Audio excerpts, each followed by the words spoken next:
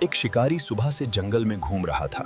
وہ کبھی جھاڑیوں کے پیچھے دیکھتا، کبھی درختوں کے درمیان، لیکن اسے کوئی شکار نہیں ملا۔ تھکاوٹ اور مایوسی نے اسے گھیر لیا۔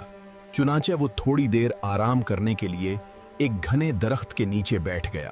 اچانک اس کی نظر سامنے والے درخت پر جا پڑی، جہاں ایک فاختہ آ کر بیٹھ گئی تھی۔ شکاری کے چہرے پر خوشی پھیل گئی۔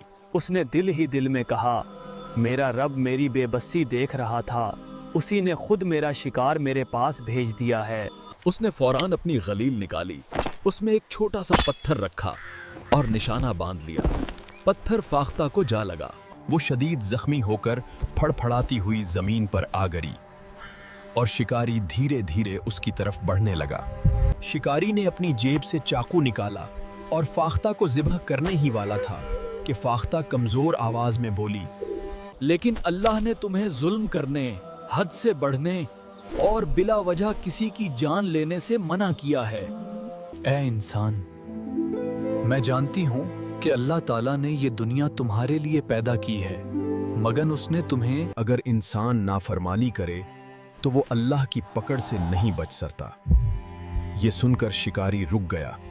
وہ حیرت سے فاختہ کو دیکھنے لگا۔ فاختہ نے کمزور مگر پور اثر آواز میں بات جاری رکھتے ہوئے کہا، میرے 4 ننھے بچے ہیں جو ابھی صرف چند دن کے ہیں، ان کی ماں صرف میں ہوں، تو ہی میرے بچے بھوک اور پیاس سے مر جائیں گے۔ کیا یہ 4 بے گناہوں کا قتل نہیں ہوگا؟ یہ وہ دن ہے جب پرندے انڈے دیتے اور بچے پالتے ہیں۔ ان دنوں شکار نہیں کرنا چاہیے۔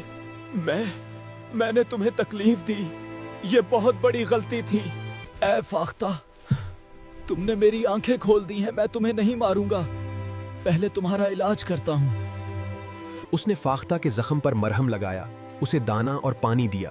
کچھ دیر بعد فاختہ نے سکون کا سانس لیا اور اپنے پر ہلانے لگی۔ اب مجھے اپنے بچوں کے پاس لے چلو، جب تک تم ٹھیک نہیں ہو جاتی اور تمہارے بچے بڑے نہیں ہو جاتے۔ میں تم سب کی دیکھ بھال کروں گا، کیونکہ تمہیں زخمی کرنا میری غلطی تھی اور اب تمہاری حفاظت میرا فرض ہے۔ فاختہ آہستہ آہستہ اڑتی، پھر بیٹھ جاتی۔ شکاری اس کے پیچھے چلتا رہا۔ آخرکار وہ ایک درخت کے نیچے آ کر رک گئی اور اوپر دیکھنے لگی۔ شکاری سمجھ گیا کہ یہی اس کا گھونسلہ ہے۔ وہ درخت پر چڑھا تو وہاں 4 ننھے ننھے بچے موجود تھے۔ اس نے احتیاط سے گھونسلہ اٹھایا اور نیچے آ گیا۔ فاختہ خوشی سے اپنے بچوں کو دانہ کھلانے لگی۔ شکاری ان سب کو اپنے گھر لے آیا۔ وہ روزانہ ان کی